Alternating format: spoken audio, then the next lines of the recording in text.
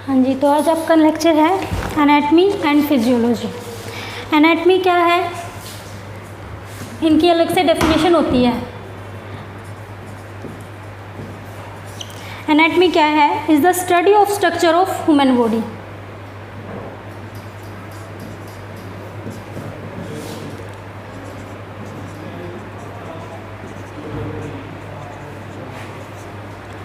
Structure of human body.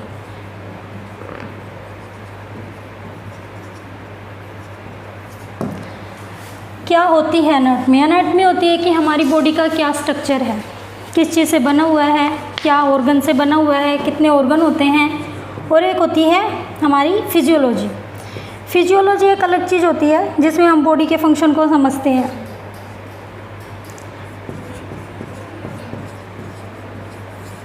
इसमें क्या होता है, function of human body.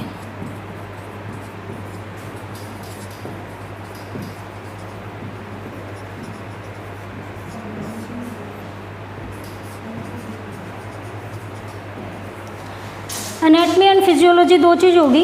Anatomy होगी कि हमारी बॉडी किस चीज़ से बनी है और क्या स्ट्रक्चर है उसका, और जो फिजियोलॉजी होगी कि वो फंक्शन क्या करती है। तो इसके जो फादर हैं, एनाटमी के फादर हैं हेरोफेलस होते हैं, जो फादर ऑफ एनाटमी। ये है इनकी डेफिनेशन, फिजियोलॉजी और एनाटमी। फिर हम बताएंगे कि फादर कौन है इनके, किसने एनाटमी शुरू की थी। Father of anatomy, father of anatomy हैं हेरोफेलस। हेरोफेलस थे जिनको क्या कहा जाता है, फादर ऑफ एनाटमी।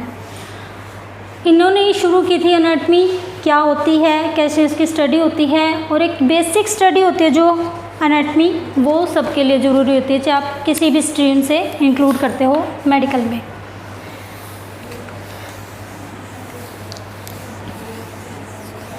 फिर हमारी जो एनाटमी होती है, जो बॉडी होती है हमारी, जो उनके स्ट्रक्चर होते हैं, उनको अलग अलग पार्ट्स में इंक्लूड कर दिया जाता है। कई पार्ट्स बना दिए जाते हैं, वो आपको सारे पता होना चाहिए। मेनली उनको 5 पार्ट्स बनाए गए हैं। तो पहला क्या है, हिस्टियोलॉजी।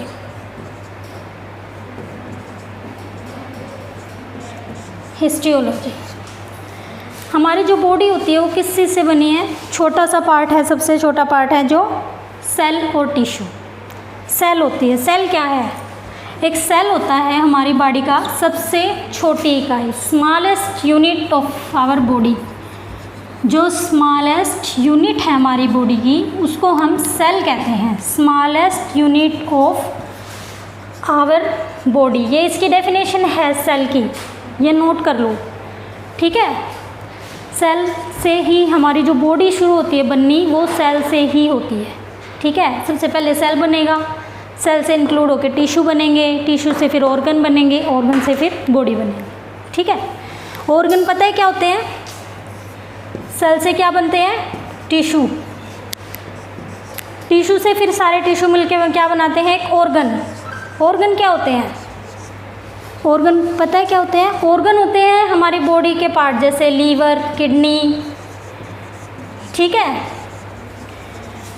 लीवर, किडनी, जितने भी ऑर्गन्स बोले जाते हैं, इनको हम बोलते हैं, पता ही होंगे ऑर्गन्स के नाम, लंग्स, ये सारे ऑर्गन्स होते हैं, एक्सेट्रा। ये सारे हमारे ऑर्गन्स हैं, इनको हम सारे, पहले सबसे छोटी इकाई सेल है, जिसको आप नेक्ड आई से नहीं देख सकते, इसको आप माइक्रोस्कोप से ही देख सकते हो सेल को। सबसे छोटी यूनिट है, फिर बहुत सारे सेल इकट्ठा होकर टिश्यू बनाते हैं, और फिर बहुत सारे टिश्यू इकट्ठा होकर ऑर्गन बनाते हैं, और फिर बहुत सारे ऑर्गन मिलके एक बॉडी बनाते हैं। इतनी बात समझ आ गई। फिर आगे इसमें क्या होता है कि जैसे अब हमारे एक सेल हैं और टिश्यू हैं, इनकी स्टडी को क्या बोलते हैं। जब हम सेल और टिश्यू के बारे में पढ़ते हैं तो इसकी स्टडी को क्या बोलते हैं, सेल और टिश्यू की स्टडी को हम बोलते हैं हिस्टियोलॉजी, ठीक है। Study of the tissue, study of tissue. Histology क्या है, इसको जितने भी हमारे बॉडी के अंदर टिश्यू हैं, जितने भी टाइप्स हैं, उनके बारे में हम पढ़ेंगे आगे। तो जितने भी टाइप्स के टिश्यू होते हैं, टिश्यू क्या होते हैं, किस चीज़ से बने होते हैं, उनकी स्टडी को, उसके बारे में पढ़ने को, उसको क्या बोलते हैं, हिस्टियोलॉजी बोलते हैं, ठीक है। ये चीज़ें डेफिनेशन याद रखनी है कि हिस्टोलॉजी क्या होती है। उसके बाद होता है ओस्टियोलॉजी। उसके बाद होता है ओस्टियोलॉजी। ओस्टियोलॉजी क्या है? ओस्टियो नाम से ही जहाँ पे भी ओस्टियो हो गया इस रिलेटेड टू बोन्स, ठीक है। ओस्टियो जहाँ पे भी आपको मिलती जुलती मिलेगी, बोन्स की डिजीज़ होगी, बोन्स के बारे में स्टडी होगी, तो उसके बारे में, तो ये लॉजी का मतलब हो गया, लॉजी का स्टडी। तो क्या है ये? स्टडी ऑफ बोन्स, ठीक है। ओस्टियो जहाँ पे भी आ गया, ओस्टियो का मतलब ही रिलेटेड टू बोन्स होता है। तो ओस्टियोलॉजी होता है स्ट्रक्चर ऑफ बोन्स। बोन्स के बारे में हम पूरा स्केलेटन सिस्टम पढ़ेंगे, तब हम पूरा बोन्स के बारे में पढ़ेंगे। उसके बाद होता है मायोलॉजी। जैसे अब मैंने आपको बताया है कि हिस्टियो आ गया, वहाँ पे टिश्यू से रिलेटेड है, तो उसके बाद अगर आपके पास ओस्टियो आ गया तो वो बोन से रिलेटेड है, और जैसे ही आपके पास मायो आ गया तो वो मसल से रिलेटेड है। जहाँ पे भी मायो आ गया, मायो का मतलब ही मसल्स होती है, तो it mean study of the muscles, ठीक है। मायो का मतलब मसल्स हो गया। उसके बाद हो गया आर्थ्रोलॉजी। आर्थ्रोलॉजी, आर्थ्रोलॉजी जैसे अपन ने हर चीज़ का मतलब बताया है, तो आर्थ्रो का मतलब होता है जॉइंट्स। यहाँ पे जितने भी हमारे जॉइंट्स होते हैं, दो बोन्स मिलके जहाँ भी जॉइंट बनाते हैं, उसको आर्थ्रोलॉजी बोलते हैं। आर्थ्रोलॉजी होता है स्टडी ऑफ जॉइंट। आर्थ्रो मतलब सुना होगा, कई वर्ड सुना है। आर्थराइटिस पढ़ा होगा। आर्थराइटिस क्या होता है? घुटनों में पेन्स हो जाना, जॉइंट में इन्फ्लामेशन ऑफ जॉइंट्स होता है, जैसे आर्थराइटिस बोलते हैं उसको। तो आर्थराइटिस जहाँ पे भी अर्थ मतलब आ गया, आर्थ्रो आ गया, तो वो जॉइंट से रिलेटेड होता है। तो ये चीज़ें याद रखनी है कि स्टडी ऑफ जॉइंट्स को हम क्या बोलते हैं? आर्थराइटिस।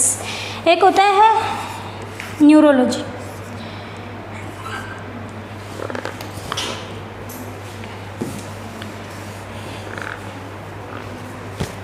साफ लिख देती हूँ, तुम्हें समझ नहीं आएगा। एक होता है न्यूरोलॉजी। अब जहाँ पे भी न्यूरो आ गया तो रिलेटेड टू नर्व। नर्व समझते हो क्या होती है?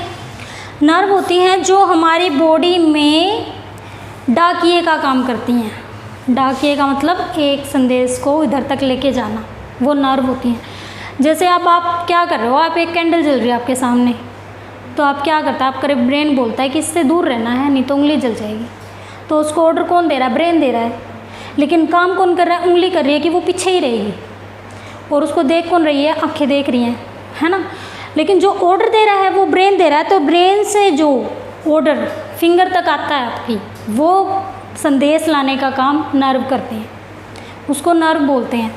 वो नर्व होती है, वो इतनी स्पीड से काम करती हैं कि जैसे आपने यहाँ से कोई स्विच दबा दिया और आपका इतनी दूर आपकी लाइट जल रही है, फ़ैन चल रहा है, वो चल जाता है।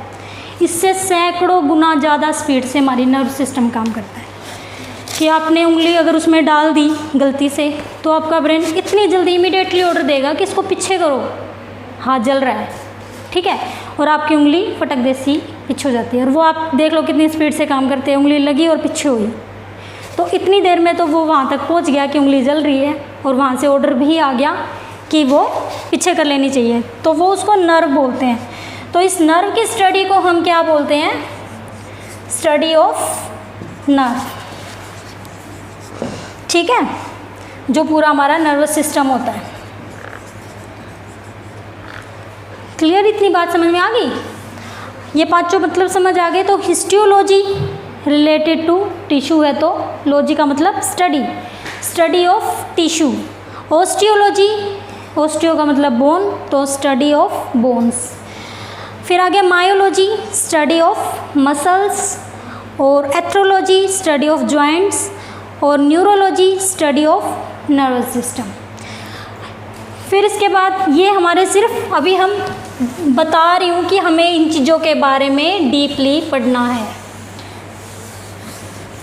वैसे आप लोगों का तो बेसिक ही है, थोड़ा इतना ज़्यादा डीपली नहीं पढ़ना पड़ेगा। तो बेसिक जितना आपको ज़रूरत है इतना ही पढ़ेंगे।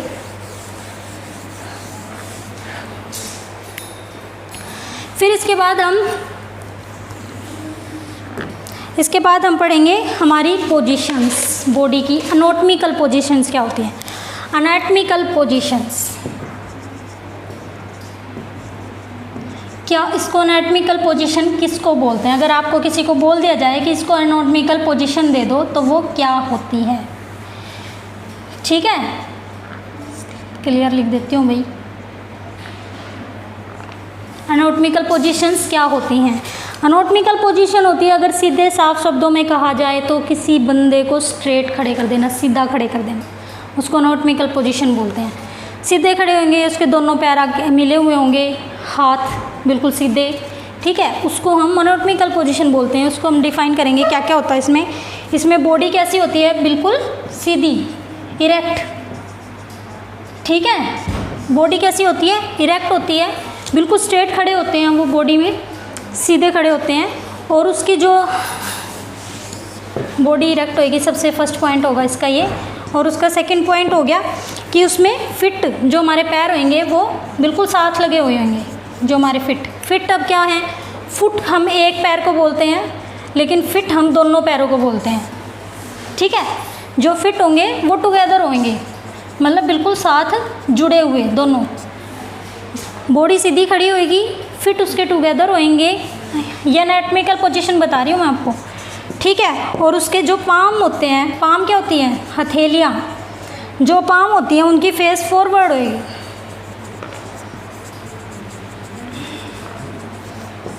पाम फेस फॉरवर्ड होएगी उनकी, तो उसमें जैसे हथेलियाँ होंगी वो बिल्कुल सीधी सामने की साइड होंगी। फिर आगे उसका thumb point away from the body. Thumb points कौन सा हुआ? अंगूठे वाला। अंगूठा होगा वो बॉडी से थोड़ा दूर होएगा, ठीक है, अवे हो गया दूर। जो थंब होएगा वो दूर होएगा। तो इसको हम क्या बोलते हैं? इसको हम एनाटॉमिकल पोजीशन बोलते हैं कि बंदा जब बिल्कुल स्ट्रेट खड़ा होता है तो उसको एनाटॉमिकल पोजीशन बोलते हैं एक।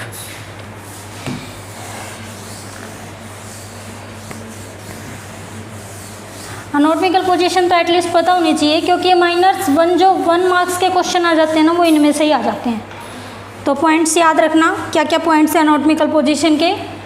बॉडी कैसी होनी चाहिए थी? इरेक्ट होनी चाहिए थी, ठीक है, सीधी, बिल्कुल सामने खड़े हैं, गर्दन बिल्कुल ना झुकी हुई है ना ऊपर है, सामने देख रहे हैं, बिल्कुल सीधा खड़े हुए हैं। और जो उसके बॉडी होगी इरेक्ट होगी, और जो पाँव होंगे वो आपस में भिड़े हुए होंगे, चौड़े पैर करके नहीं खड़े होने, बिल्कुल टच करके सीधे खड़े रहना है, ठीक है। उसकी हथेलियाँ होंगी वो बिल्कुल बॉडी से पास होंगी, लेकिन जो पाँव अंगूठा होएगा वो बॉडी से दूर होएगा, ठीक है, क्लियर है। फिर आगे क्या पढ़ना है भाई तुम्हें? फिर आगे पढ़ना है कि हमारी बॉडी के पार्ट्स कितने हैं। Include skeleton system. Skeleton system में 2 पार्ट्स बनाए गए हैं। जो स्केलेटन हमारा, स्केलेटन समझ रहे हो, रिलेटेड टू बोन्स।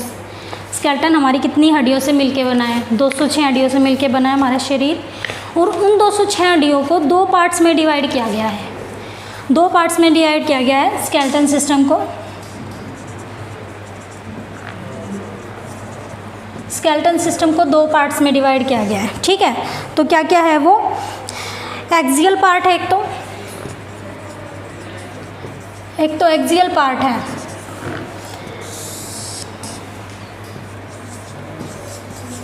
ये स्केलेटन सिस्टम के पार्ट्स बता रही हूँ, बॉडी के पार्ट्स नहीं बता रही हूँ मैं। एक्सियल सिस्टम है, एक अपेंडिकुलर होता है, एक अपेंडिकुलर होता है। तो जैसे आपकी बॉडी है, बॉडी लगा लो कि आपका ये हेड हो गया, इमेजिन, मेरी ड्राइंग अच्छी नहीं है ज़्यादा, ये नेक हो गया, ठीक है, ये आपके हाथ हो गए हैं, ये आपका स्केलेटन हो गया है, यहाँ से आपकी लेग शुरू हो गई है। इतनी बोन होगी ना, जैसे ये बोन नहीं है, ये स्केलेटन सिस्टम है। तो इसके पार्ट्स को डिवाइड किया गया है। जो हमारी हेड होता है, नेक होती है, और ये वाला सिस्टम हमारा थोरैक्स होता है, इतना।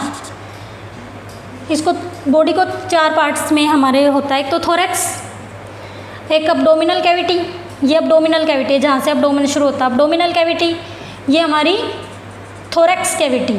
याद रहेगी ये बात? अगर नहीं रहेगी तो ऐसे बना के रख लो थोड़ा सा। ये क्रेनियल कैविटी, जो हमारे सिर वाला पार्ट होता है उसको हम सारा क्रेनियल कैविटी बोलते हैं, क्रेनियल कैविटी। ये थोरैक्स कैविटी, ये अब्डोमिनल कैविटी, अब्डोमिनल कैविटी, ठीक है। और जो इतना पार्ट है हमारा ये पेल्विक कैविटी। अगर आपसे पूछा जाए कि हमारी बॉडी के कितने कैविटी में डिवाइड किया गया है तो 4 कैविटी में डिवाइड किया गया है। हेड वाली क्या है? Cranial cavity, next one thorax cavity, ये वाली अब्डोमिनल कैविटी और ये पेल्विक कैविटी, ठीक है। 4 कैविटी होती हैं। ये है बॉडी पार्ट्स, लेकिन एज पर हम एक्सियल पार्ट्स जाते हैं। एक्सियल पार्ट्स में क्या क्या डिवाइड होएगा? एक तो होएगा हमारा पूरा हेड, जितनी भी हेड में बोन होएंगी, फेस में, हेड में। फिर हमारी नेक, जितनी भी नेक में बोन आएंगी। फिर हमारा थोरैक्स पार्ट या फिर अब्डोमिनल जितना भी आएगा यहाँ तक, ये पूरा जो हमारी धड़ बोलते हैं जिसको, ठीक है। ये पूरा हिस्सा, इसको हिंदी में हम धड़ बोल देते हैं, लेकिन as per medical term trunk बोलते हैं इसको, ट्रंक कैविटी। तो जितनी भी हेड है, नेक है, ये ट्रंक कैविटी है, ये सारी किस में आएगी? एक्सियल में आएगी, ठीक है। फिर आगे हाँ, एपेंडिकुलर बताना था, और क्या बताना आपको? ये बस इसमें ये नेक और ये पूरा ट्रंक, इसमें अब कैविटी के अकॉर्डिंग नहीं आएंगे, इसमें पूरा ट्रंक आएगा, इतना हिस्सा, ठीक है। ये हेड हो गया, ये नेक हो गया और ये पूरा ट्रंक, इतना हिस्सा आपका एक्सियल में आता है। क्या क्या आ गया एक्सियल में?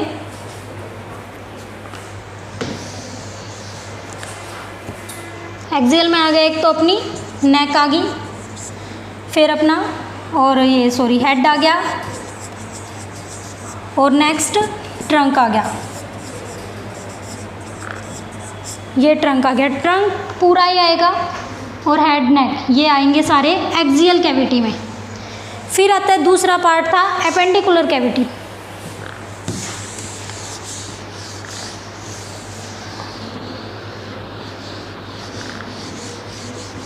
फिर नेक्स्ट है दो स्केलेटन के 2 ही पार्ट पढ़े थे ना हमने। दूसरी क्या थी? Appendicular cavity. अपेंडिकुलर कैविटी में क्या होती हैं? अब क्या बच गया इससे अलग? हाथ और पैर, हेड हो गया, नेक हो गया, ट्रंक हो गया। बस जो हाथ और पैर आएंगे वो सारे, उसको हम लिम्स बोलते हैं। हाथ पैरों को क्या बोलते हैं? लिम्स। हाथों को बोलते हैं अपर लिम्स। अपर का मतलब क्या होता है? ऊपर वाले लिम्स। और पैर होते हैं जो नीचे होते हैं, उनको बोल देते हैं लावर। लावर का मतलब होता है नीचे वाला, लावर लिम्स। तो अपर लिम्स और लावर लिम्स किसके इंक्लूड आएंगे? अपेंडिकुलर स्केलेटन सिस्टम के, ठीक है। हो गया इतना। तो ये स्केलेटन सिस्टम के 2 पार्ट्स बताए गए हैं, एक्सियल एंड अपेंडिकुलर। तो पार्ट्स थोड़े याद रखना थोड़ा सा मुश्किल होगी फर्स्ट टाइम में, मेडिकल टर्म्स है, लेकिन रिवाइज करोगे तो हो जाएगा, टेंशन की बात नहीं होती है ज़्यादा। उसके बाद आपके नोट्स के अकॉर्डिंग क्या पढ़ेंगे? कुछ टर्म्स हैं। Some of terms are superior edge पर बॉडी। वही हम बॉडी दोबारा से बना लेते हैं अपनी, वही ज़रूरी है। ये हाथ है इससे, ये ट्रंक एरिया है और ये इसके पैर हैं। तो अब इसका सबसे पहला क्या है? सुपीरियर का मतलब क्या होता है? सुपीरियर मतलब वर्ड तो सुना ही होगा कि सबने। सुपीरियर का मतलब होता है ऊपर वाला। अब किसी भी ऑफिस में होता है सुपीरियर, जो चैम्बर होता है, सुपीरियर ऑफिसर होता है, सुपीरियर जो भी हेड होता है, तो वो सुपीरियर होता है सबसे ऊपर वाला। तो सुपीरियर का मतलब डले nearer to head. Nearer to head का मतलब सर के पास वाली जगह, नियरर टू हेड सबसे पास। तो अब हम अपर लिम्ब बोलेंगे, अपर लिम्ब सुपीरियर लिम्स, क्योंकि वो सिर के पास की साइड जा रहे हैं। ऐसे ही जो हेड के साइड चला जाएगा जो हिस्सा, उसको हम सुपीरियर बोलेंगे। सुपीरियर मतलब ऊपर वाला हिस्सा, कहीं भी superior leg, superior limbs, superior जो भी बोन के भी पार्ट्स होंगे तो हम सुपीरियर इन्फीरियर ऐसे करके पढ़ेंगे। सुपीरियर के बाद आता है एक इन्फीरियर। सुपीरियर का अपोजिट, सुपीरियर ऊपर वाला होता है तो इन्फीरियर नीचे वाला होता है, ठीक है। इन्फीरियर होता है लोअर, ये होता है अपर। सुपीरियर का मतलब होता है अपर, इन्फीरियर का मतलब होता है लोअर, ठीक है। सुपीरियर सिर के पास वाला, इन्फीरियर नीचे वाला। बिल्कुल नीचे वाला भी कहीं भी दो चीज़ें होती हैं, अगर आप पार्ट्स पढ़ रहे हो तो कुछ भी सुपीरियर इन्फीरियर करके पढ़ेंगे, ठीक है, आगे जब भी किसी। तो ये वर्ड आपको याद रखने हैं। उसके बाद होता है एंटीरियर। एंटीरियर, एंटीरियर क्या होता है? एंटीरियर होता है आगे वाला। हिंदी में लिखो क्या? इंटीरियर होता है सामने वाला, आगे वाला। जैसे ये मेरा इंटीरियर पार्ट है, वो मेरा पोस्टीरियर पार्ट है, ठीक है। हाथ का भी ये इंटीरियर पार्ट है, ये पोस्टीरियर पार्ट है, तो इसको हम इंटीरियर बोलेंगे। अब हाथ से ही लगा लो, ये एंटीरियर पार्ट है, ये इसका पोस्टीरियर पार्ट है, पीछे वाला पोस्टीरियर लिखो, आगे वाला पोस्टीरियर ही आएगा। पोस्टीरियर होता है पीछे वाला, या फिर हम इसको पोर्न भी बोल देते हैं, इसको स्पाइन बोल देते हैं, इसको पोर्न बोल देते हैं। पोर्न का मतलब पीछे वाला, स्पाइनल का मतलब, स्पाइन का मतलब सीधा, स्पाइन का मतलब सीधा, पोर्न का मतलब उल्टा। तो ये पोर्न है, ये स्पाइन है। जो हमारी बॉडी की साइड हिस्सा आएगा वो मिडल होता है, जो हमारी बॉडी की साइड आएगा। जो हमारे बॉडी से दूर होएगा उसको हम लैटरल बोलते हैं, ठीक है। तो जो मिडल होता है, ये नोट करते रहना भाई थोड़ा साथ साथ।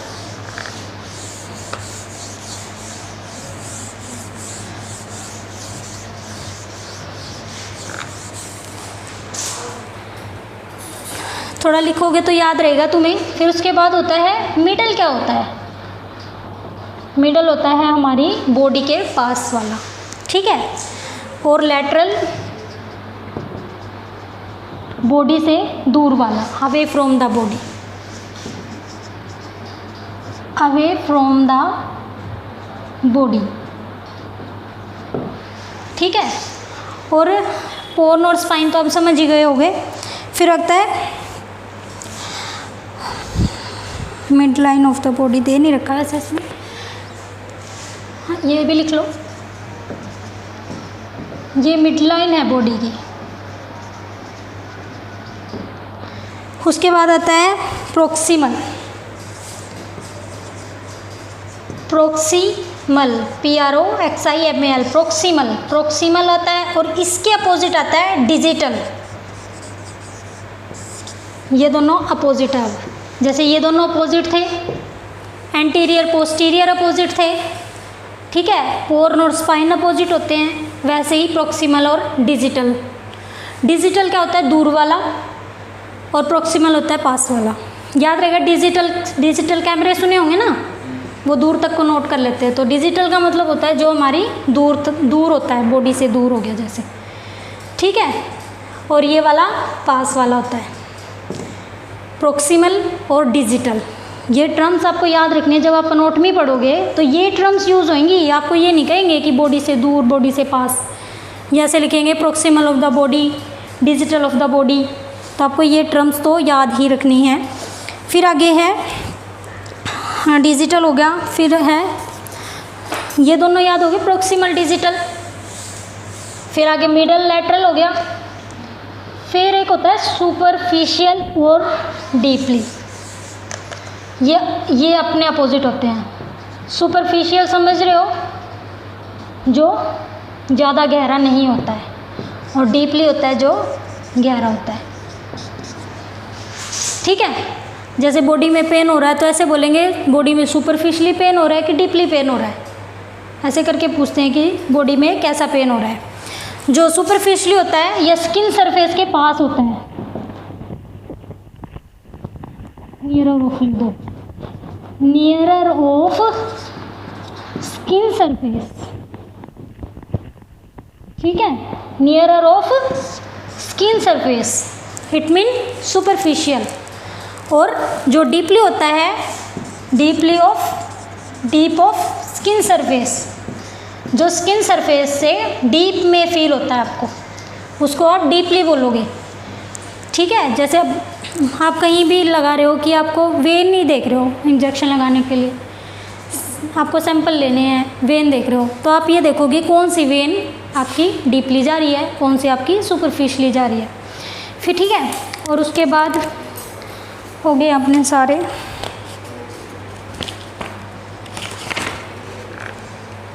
ये चीज़ अलग आ गया। ठीक है, तो एक बार रिवाइज करें क्या क्या पढ़ा आपने। रिवाइज करेंगे तो याद रहेगा थोड़ा सा।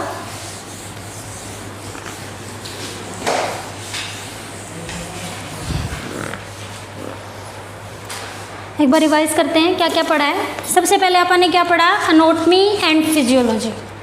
एनाटॉमी क्या होती है और फिजियोलॉजी क्या होती है। ठीक है, एनाटॉमी क्या होती है, एनाटॉमी क्या है, स्ट्रक्चर ऑफ ह्यूमन बॉडी। जो एनाटॉमी है वो हमारा बॉडी का, इसको एनाटॉमी बोलते हैं, एनाटॉमी, उसका बॉडी के स्ट्रक्चर को हम एनाटॉमी बोलते हैं। ठीक है, और जो उसके बॉडी के जो ऑर्गन्स आपस में जो उनका रिलेशन है, जो फंक्शन करे, उसको हम फिजियोलॉजी बोलते हैं। तो ये दो चीज़ अलग अलग हैं, लेकिन हम इनको स्टडी एक साथ ही करेंगे, एनाटॉमी एंड फिजियोलॉजी। फिर इस एनाटॉमी में हमने क्या पढ़ा, फादर ऑफ एनाटॉमी कौन था, हेलोफेलस था। हेलोफेलस नाम था एक साइंटिस्ट का। ठीक है, इसने हम एनाटॉमी की स्टार्ट की थी, तो इसलिए इसको फादर बोलते हैं एनाटॉमी का, फादर ऑफ एनाटॉमी। फिर इसके हमने कुछ पार्ट्स पढ़े हैं, कौन कौन से 5 पार्ट पढ़े हैं, हिस्टोलॉजी, ओस्टियोलॉजी, आर्थ्रोलॉजी, न्यूरोलॉजी। ये 5 पॉइंट्स क्या हैं, इनकी स्टडी है। न्यूरोलॉजी क्या था, study of neuro system. Arthrology study of joints, और ओस्टियोलॉजी स्टडी ऑफ बॉडी, नहीं सॉरी बोन्स। ठीक है, पढ़े थे, भूल गए, याद है। मायोलॉजी क्या था, स्टडी ऑफ वो मसल्स, और neurology study of nervous system. हो गए 5। फिर आगे हमने पोजीशन पढ़ी थी, एनाटॉमिकल पोजीशन। एनाटॉमिकल पोजीशन क्या होता है, किसी बंदे को स्ट्रेट खड़ा करके देख लो, वो एनाटॉमिकल पोजीशन होती है। सावधान पोजीशन में बोलते हैं ना, उस सावधान विश्राम, तो सावधान पोजीशन वाली एनाटॉमिकल, बिल्कुल स्ट्रेट बंदा खड़ा है। ठीक है, हाथ उसकी बॉडी की साइड होंगे, ये चीज़ बॉडी के पास, लेकिन अंगूठा उससे दूर होएगा। ठीक है, फिर उसके बाद हमने पढ़े थे कि स्केलेटन के कितने पार्ट होते हैं। स्केलेटन को 2 पार्ट्स में डिवाइड किया। स्केलेटन क्या है, जो हमारी बॉडी की बोनी स्ट्रक्चर है। बोनी स्ट्रक्चर होता है कि हमारे बॉडी कितनी बोन से मिलके बनी है, 206 मिल से बनी है, लेकिन उसको कुछ पार्ट्स 2 पार्ट्स में डिवाइड कर दिया है, एक एक्सियल और एक अपेंडिकुलर। पढ़ा, एक्सियल में क्या था, हेड था, नेक था और ट्रंक एरिया। फिर आ गया अपेंडिकुलर में उसके limbs, upper limbs, lower limbs. Upper कौन से हैं, हाथ, लोअर लिम्स पैर। ठीक है, होगी इतनी बात क्लियर। उसके बाद था सम ऑफ ट्रम्स, कुछ ट्रम्स पढ़ी थी हमने। ट्रम्स पढ़ी थी सुपीरियर इन्फीरियर, याद है। सुपीरियर नाम से ही पता चल रहा है, ऊपर वाली, इन्फीरियर नीचे वाली, ये दोनों अपोजिट हैं, सुपीरियर और इन्फीरियर। उसके बाद थी एंटीरियर और पोस्टीरियर, एंटीरियर और पोस्टीरियर, एंटीरियर आगे वाली, पोस्टीरियर पीछे वाली। ठीक है, और फिर था मिडल और लैटरल। मिडल बीच वाली जो बॉडी की साइड है, और लैटरल जो बॉडी से दूर है। हिंदी में लिख लो, याद रहेगा थोड़ा सा, इंग्लिश वाले तो शायद ना भी याद रहे।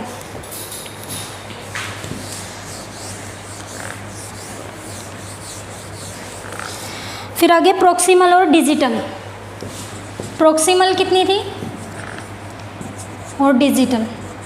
प्रोक्सिमल है दूर वाली, ना सॉरी पास वाली, और डिजिटल है दूर वाली। अभी आपको लग रहा होगा कहाँ यूज़ होंगे, लेकिन जब आप पढ़ोगे तो आपको यूज़ हो जाएंगी सारी टर्म्स। ठीक है, और एक और थी डीप और सुपरफिशली। डीप है जो गहरी है, स्किन सरफेस से गहरी होती है जो, और सुपरफिशली जो स्किन के पास थी। हो गया क्लियर, इतना जितना पढ़ा समझ आ गया। चलो आगे पढ़ते हैं, थोड़ा और पढ़ लेते हैं। फिर आगे क्या था आपका, फिर है हमारे बोन्स की जो मूवमेंट्स होती है, बॉडी की जो मूवमेंट्स होती है, इसको हम क्या बोलेंगे, मूवमेंट्स ऑफ बॉडी। ये बॉडी की जितनी भी मूवमेंट्स होती है वो पढ़ेंगे। चल नहीं रहा क्या, दिख नहीं रहा, चल ही नहीं रहा, चलो जितना भी है, ये है मूवमेंट्स ऑफ बॉडी। ठीक है, मूवमेंट्स ऑफ बॉडी है। फिर आगे है फ्लेक्शन, FLEXION, फ्लेक्शन। ये टर्म्स याद रखना, ठीक है। सबसे पहली है फ्लेक्शन। फ्लेक्शन होती है, flexion is movement where similar surface come near to each other reducing the angle between the thing, bending of our arm near elbow. Flexion और इसके अपोजिट आती है एक्सटेंशन, SION, एक्सटेंशन। ठीक है, ये होती है अपोजिट एक दूसरे के। जो फ्लेक्शन होती है अपने एक ऑर्गन बॉडी के पार्ट्स को दूसरी पार्ट्स के पास में लेके आना। जैसे हम हाथ है, अगर हम हाथ को ऐसे कर लेंगे तो ये फ्लेक्शन हो गया, दूर करेंगे तो ये एक्सटेंशन हो गया। क्लियर ये बात? तो बॉडी के पास लाना, किसी भी पार्ट को पास लेके आना फ्लेक्शन होता है, दूर लेके जाना एक्सटेंशन का मतलब समझ रहे हो ना, एक्स्ट्रा में जा रहा है वो, तो वो एक्सटेंशन हो गया। अब इसमें से हिंदी में पढ़ा देती हूँ। फ्लेक्शन इज मूवमेंट, एक मूवमेंट है ये, when similar surface come near to each other, जो सिमिलर सरफेस है वो एक दूसरे के पास आ जाते हैं। ठीक है, other reducing the angle between the theme, bending of four arm near elbow, जैसे आप फोर आर्म को एल्बो के पास ले आते हैं तो ये फ्लेक्शन होगा, ऐसे कर दोगे तो एक्सटेंशन हो गया। ठीक है, तो ये फ्लेक्शन होता है, पास लेके आना, ठीक है, और ये दूर करना, एक बॉडी पार्ट्स को दूसरे बॉडी पार्ट के पास लेके आना फ्लेक्शन होता है, और दूर लेके जाना एक्सटेंशन होता है। ठीक है, समझ आई? ये मूवमेंट्स होती है। अगर आपको पूछें, अगर आप एक्सरे करते हो, एक्सरे करवाने हैं, तो आप ये बात लिख के दोगे कि फोर आर्म को एल्बो के एक्सटेंशन करके एक्सरे लेना है या फ्लेक्शन करके एक्सरे लेना है। तो ये चीज़ें टर्म्स आपकी काम आती हैं उसमें। पहला क्या पढ़ा, फ्लेक्शन, और क्या था एक्सटेंशन भी बता दिया मैंने साथ साथ। वैसे तो एक होता है एडक्शन और एक अबडक्शन, एक होता है एडक्शन, एक होता है अबडक्शन। ठीक है, अबडक्शन, एडक्शन। एडक्शन नाम से पता लग रहा है ऐड करना, ऐड करना क्या होता है, वही पास लेके आना, अबडक्शन दूर। इसमें क्या होता है, the movement bringing limb toward the mid line. इसमें आपका एक्सटेंशन फ्लेक्शन में क्या था, पास करना, इसे दूर करना। अब पूरे बॉडी पार्ट को, जैसे आप पूरी पैर को या पूरे हाथ को अगर आप ऐसे करते हो तो ये अबडक्शन हो गया, और पास ले आते हो तो एडक्शन हो गया। एडक्शन ऐड करना मतलब पास लेके आना। ठीक है, तो इसमें क्या करते हैं, देखो अबडक्शन में the movement bringing limb toward, limbs को, पूरे लिम्स को, बॉडी के जो लिम्स होते हैं, limbs toward to the body part, to body, इसको बॉडी के पास लेके जाना, और इसको लिम्स अवे, उसको दूर करना टू बॉडी पार्ट। ठीक है,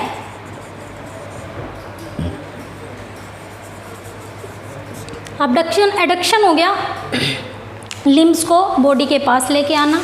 एडक्शन, अबडक्शन हो गया, दूर करना। ठीक है, जैसे फ्लेक्शन था, बॉडी को दूसरे बॉडी पार्ट्स के पास लेके आना और दूर करना। अबडक्शन हो गया, पूरे लिम्स को ही दूर करना, चाहे आप पैर को कर रहे हो चाहे फिर आप हाथ को कर रहे हो। ठीक है, अबडक्शन और एडक्शन होता है। फिर आ गया, नेक्स्ट हो गया मिडल रोटेशन और लैटरल रोटेशन। रोटेशन क्या होता है, रोटेट करना, समझते हो ना, हाथ घुमाना, रोटेट करना। ठीक है, या फिर इसको कर रहे हो या पूरे कर रहे हो, तो मिडल और लैटरल होता है। मिडल मैंने बताया था, मिडल और लैटरल क्या होता है अभी थोड़ी देर पहले ही। मिडल क्या था, बॉडी के पास वाला, जहाँ बॉडी के पास होता है वो मिडल होता है। लैटरल होता है जो बॉडी से पर दूर होता है, परली साइड वाला। ठीक है, तो वो अलग अलग चीज़ होगी। मिडल हो गया बॉडी के पास, तो मिडल रोटेशन। एक होता है रोटेशन, तो समझते ही हो, घुमाना किसी चीज़ को। एक होता है मिडल रोटेशन, एक होता है लैटरल रोटेशन। Lateral rotation. अब बताओ मिडल और लैटरल मैंने बताया था क्या होता है। लैटरल होता है बॉडी से दूर, मिडल होता है बॉडी की साइड। तो अगर हम बॉडी की साइड रोटेट कर रहे हैं, ऐसे बॉडी की साइड कर रहे हैं, तो वो कौन सा हो गया, मिडल हो गया। अगर हम बॉडी से दूर कर रहे हैं, दूर लेके जा रहे हैं, तो वो क्या हो गया, लैटरल हो गया। ठीक है, देखो the rotate toward medial direction, medial मतलब बीच वाले डायरेक्शन में अगर हम आ रहे हैं, मीडियल डायरेक्शन में रोटेट कर रहे हैं तो मिडल रोटेशन हो गया। ठीक है, और अगर हम बॉडी से टूवर्ड कर रहे हैं, दूर करके ले जा रहे हैं रोटेशन को, तो वो लैटरल रोटेशन हो गया। अब जैसे हाथ है, इसका मिडल एरिया कौन सा हुआ, अगर इस हाथ को आपके पूछ ले इसका मिडल एरिया, तो इसका ये वाला मिडल एरिया होगा जो हमारे बॉडी के साथ आएगा, ये वाला इसका लैटरल हो गया। ठीक है, तो इस मिडल एरिया की साइड अगर हम रोटेट करते ऐसे करके, अगर इसको ऐसे रोटेट करेंगे तो ये मिडल रोटेशन हो गया। अगर आपको बोल दे कि लैटरल रोटेशन करके दिखाओ, तो आपको ऐसे करके बतानी है, दूर उस साइड घुमाना है। ठीक है, तो पता चल गया मिडल और लैटरल रोटेशन का।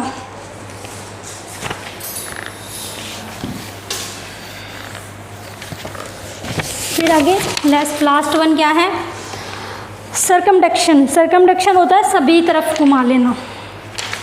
कुछ जॉइंट्स की मूवमेंट होती है, ये जॉइंट्स की मूवमेंट होती है। ये हमने कुछ जॉइंट्स होते हैं कैसे, जब हम बोन पढ़ेंगे तो ये रोटेशन हम दोबारा से रिवाइज करेंगे। तो जैसे फ्लेक्शन है, फ्लेक्शन क्या थी, बॉडी की पास लेके आना, है ना।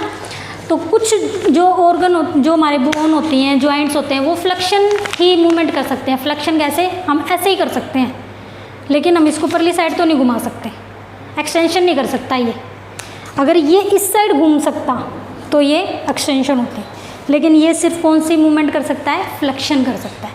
तो फ्लेक्शन हो गया ये सिर्फ फ्लेक्शन कर सकते हैं। जैसे हमारे पैर फ्लेक्शन करते हैं पिछली साइड, इसको हम आगे की साइड नहीं लेके आ सकते।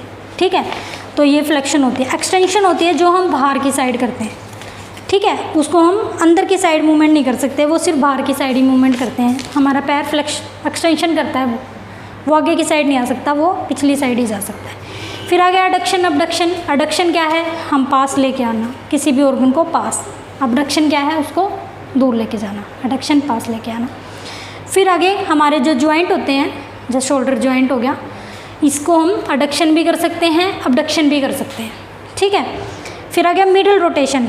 मिडल रोटेशन होती है बीच की साइड मिडल करना, और एक्सटेंशन जो बाहर की साइड कर रहे हैं। सर्कमस्टांस होते हैं कि आप कोई ऑर्गन होते हैं जो आप कहीं भी मूवमेंट करो, आगे करो पीछे करो। जैसे हमारा रिस्ट जॉइंट होती है, इसको आप किधर भी घुमा लो, तो वो कौन सा हुआ, सर्कमडक्शन।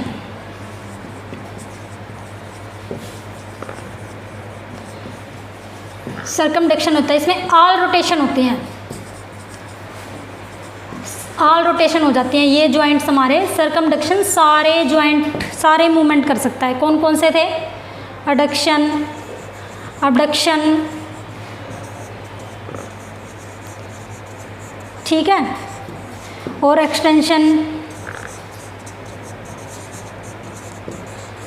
और फ्लेक्शन।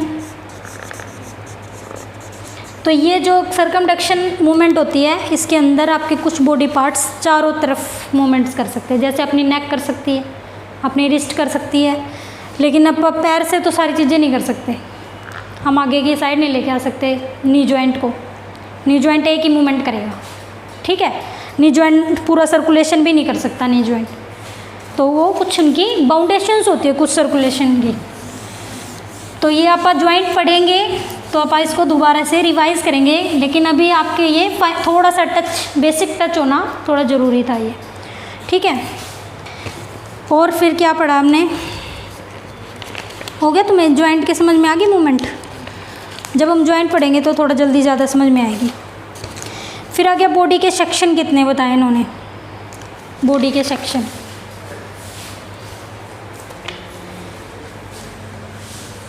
ये साथ साथ पढ़ने हैं ताकि याद रहें। अगर रिवाइज नहीं किया तो फिर भूल जाओगे, फिर कहोगे ये तो पढ़ा ही नहीं हमने ज़िंदगी में तो कभी। ये बॉडी सेक्शन, कितने सेक्शन है हमारी बॉडी के अंदर। ठीक है, फिर आगे इसमें कौन कौन से हैं, सजाइटल प्लेन, सजाइटल प्लेन होता है इसमें, सजाइटल का मतलब होता है कि बीच में से काट देना किसी को। सजाइटल का होता है बीच वाला, जैसे हमारा सूचर बोन के जॉइंट होते हैं, तो इसको यहाँ से अगर यहाँ से कट करे बंदे को बिल्कुल बीचों बीच, तो सजाइटल में जाएगा, लेफ्ट और राइट। ठीक है, तो इसमें सजाइटल में जाएगा divide part into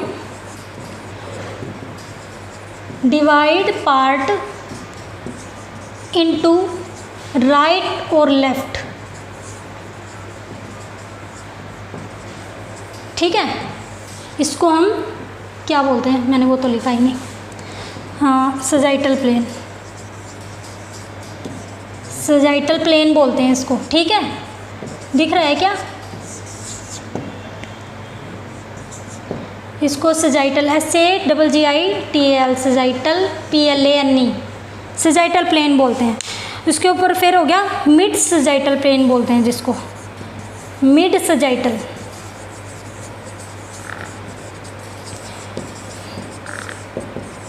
mid sagittal plane में क्या बोलते हैं, इसमें क्या होता है, divide the body into equal half एम द मिड लाइन।